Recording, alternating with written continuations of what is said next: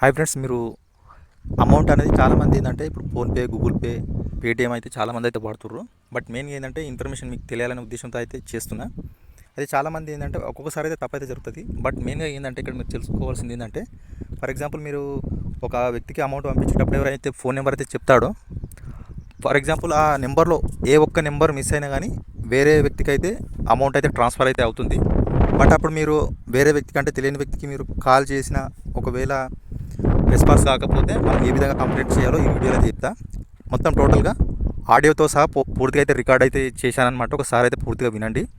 ఇంకో విషయం ఏంటంటే, ఫర్ ఎగ్జాంపుల్ మనము ఒక వ్యక్తికి అమౌంట్ అనేది ట్రాన్స్ఫర్ చేస్తే అయితే మన ఫ్రెండ్స్ కానీ, అదేవిధంగా మన రిలేషన్స్ కానీ ఎవరికైనా మనీ సెండ్ అయితే మనకు రిటర్న్ అయితే చేస్తారు. బట్ తెలియని వ్యక్తికి మనము మనీ అనేది ట్రాన్స్ఫర్ చేసినప్పుడు ఆ వ్యక్తి అయితే ఎట్లయినా స్పందించడం అనమాట.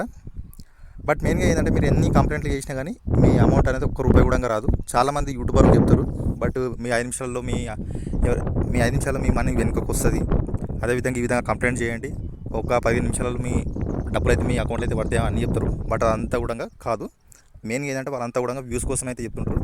బట్ మెయిన్గా ఏంటంటే మీరు ఇక్కడ చూడొచ్చు, ఏ ఒక్క రూపాయి కూడా, అంటే మీరు ఒకవేళ బై మిస్టేక్గా మీరు వేరే వ్యక్తికి పంపించారనుకోండి, అందులో ఒక్క నెంబర్ కూడా మిస్టేక్ అయినా కానీ ఒక్క రూపాయి కూడా మీకు రాదు.